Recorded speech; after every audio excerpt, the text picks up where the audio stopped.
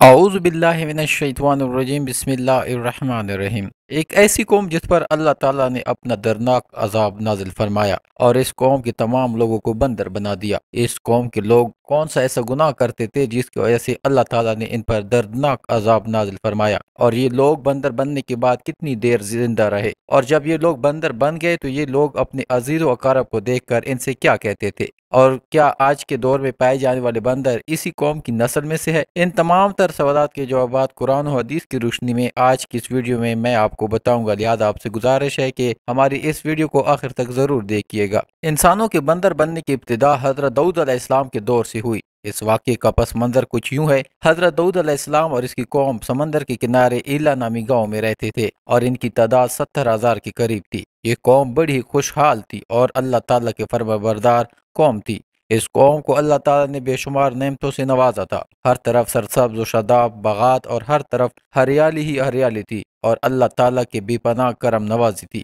یہ لوگ اپنی زندگی میں بہت ہی خوش تھے۔ حضرت داؤد علیہ السلام کی قوم چونکہ سمندر کے کنارے رہتی تھی تو اللہ تعالیٰ کا ان پر یہ خاص کرم تھا کہ سمندر کے اس کنارے پر بے پناہ مچھلیاں آتی تھی، جن کا یہ لوگ کاروبار کرتے تھے اور بہت ہی خوشحالی والی زندگی گزارتے تھے۔ جب یہ قوم اللہ تعالیٰ کی نعمتوں کی وجہ سے خوشحال ہو گئی تو اللہ تعالیٰ کی نافرمانی پر اتر آئی اور طرح طرح کے گناہوں کے اندر مبتلا ہو گئی، اور پھر ایک دن اللہ تعالیٰ نے اس قوم کا امتحان لینے کا ارادہ کیا، اور حضرت داؤد علیہ السلام کو وہی بھیجی کہ اپنی قوم سے کہہ دیں کہ وہ ہفتے والے دن مچھلی کا شکار کرنا بند کر دیں۔ اسی طرح اللہ تعالیٰ نے حضرت داؤد علیہ السلام کی قوم پر ہفتے والے دن مچھلیوں کا شکار حرام فرما دیا، اور پھر یہاں سے اس قوم کی بربادی شروع ہو گئی۔ حضرت داؤد علیہ السلام نے اپنی قوم کو بتایا کہ اللہ تعالیٰ نے ہفتے والے دن مچھلیوں کے شکار کو حرام قرار دیا ہے، تو وہ لوگ بہت ہی زیادہ پریشان ہو گئے اور ساری قوم سر جوڑ کر بیٹھ گئی، کیونکہ ہفتے کا دن ہی وہ دن تھا جس میں مچھلیاں وافر مقدار میں آتی تھی اور خود بخود کنارے پر آ جاتی تھی، اور باقی دن ایسے تھے کہ بہت کم اور نہ ہونے کے برابر مچھلیاں پکڑی جاتی تھی۔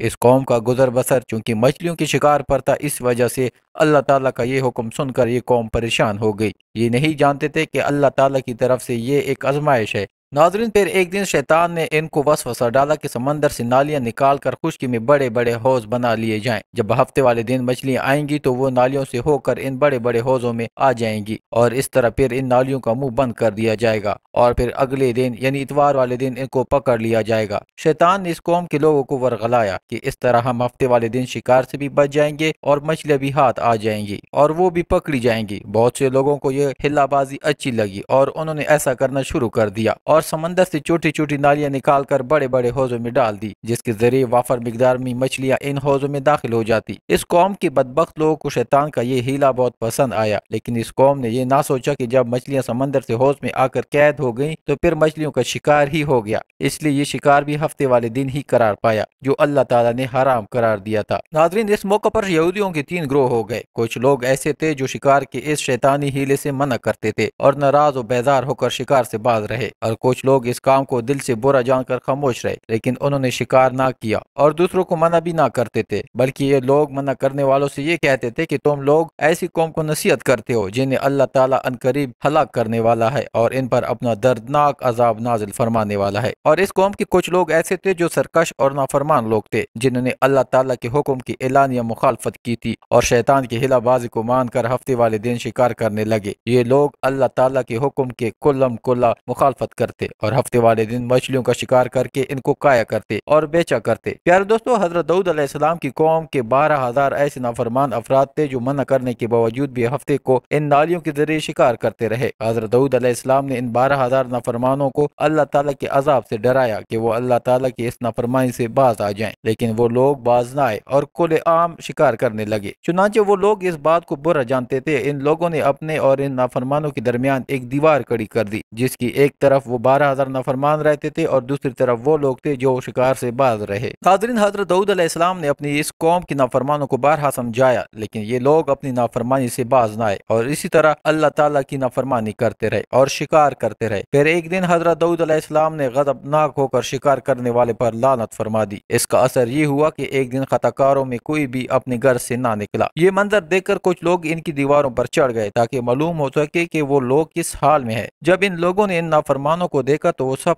के सब बंदर की सूरत में मसख हो चुके थे। अल्लाह ताला ने इनकी नाफरमानी की वजह से इन पर अपना दर्दनाक अजाब नाजिल फरमाया और इनको इंसानों से बंदर बना दिया। जब लोग इन मुजरिमों का दरवाजा खोलकर इनके घर में दाखिल हुए तो वो बंदर अपने रिश्तेदारों को पहचानते थे और इनके पास आकर इनके कपड़ों को सूंघते थे और ज़ारो कतार रोते थे, लेकिन वो कुछ बोल ना सकते थे। अल्लाह ताला के इस नाफरमान बंदर बन जाने वाले लोगों की तादाद 12,000 थी। इन 12,000 लोगों ने अल्लाह ताला की नाफरमानी की और अल्लाह ताला ने इनको बंदर बना दिया। जिस तरह की अल्लाह ताला ने सूरह बकरा में इरशाद फरमाता है, और बेशक जरूर तुम्हें मालूम है तुम में कि वो जिन्होंने हफ्ते में सरकशी की तो हमने इनसे फरमाया कि हो जो बंदर तो दहतकारे हुए। इस तरह हजरत दाऊद अलैहिस्सलाम की कौम के 12,000 नाफरमान बंदर बन गए। ये लोग 3 दिन तक जिंदा रहे और इस दौरान ये कुछ ना खा सकते थे और ना ही पी सकते थे, बल्कि यूं ही भूखे प्यासे सब के सब हलाक हो गए और 3 दिन के अंदर सब के सब मारे गए। और वो लोग जो इन नाफरमानों को अल्लाह ताला के इस नाफरमानी से मना करते, अल्लाह ताला ने इनको इस अजाब से सलामत रखा। और वो लोग जो इस शिकार को बुरा जानकर खामोश रहते थे, अल्लाह ताला ने इनको भी इस अजाब से सलामत रखा। प्यारे दोस्तों, अब बात करते हैं कि आज के दौर के बंदरों में से क्या कोई बंदर इनकी नस्ल में से मौजूद है या इनके दौर में पाए जाने वाले बंदर इन्हीं बंदरों की नस्ल में से है। इसके मुतालिक रिवायात में आता है कि हजरत अब्दुल्ला बिन मसूद रजी अल्लाह तआला अन्हु से रिवायत है कि रसूलुल्लाह सल्लल्लाहु अलैहि वसल्लम से किसी ने सवाल किया कि आज के बंदर क्या हजरत दाऊद अलैहिस्सलाम की कौम से है। तो हजूर सल्लल्लाहु अलैहि वसल्लम ने इरशाद फरमाया कि अल्लाह ताला जिस कौम पर अजाब भेजता है इनकी शक्लों को मसख करता है, तो ये अजाब इन्हीं पर होता है जिस पर वो अजाब नाजिल हुआ था, और इसके बाद अल्लाह ताला इन लोगों को हलाक कर देता है और इनकी आगे नस्ल नहीं बढ़ती। इसलिए ये बात गलत है कि कुछ लोग ये सोचते हैं कि आज के बंदरों में भी हजरत दाऊद अलैहिस्सलाम की कौम के बंदर पलने वालों की नस्ल मौजूद है। ऐसा कुछ भी नहीं है। वो लोग सिर्फ और सिर्फ 3 दिन जिंदा रहे और इसके बाद सब के सब हलाक हो गए। अल्लाह ताला ने इस कौम के नाफरमानों को सफ़ाए हस्ती से मिटा दिया। नाजरीन, वीडियो अच्छी लगी तो चैनल को सब्सक्राइब करें, लाइक और कमेंट्स करना ना भूलिए।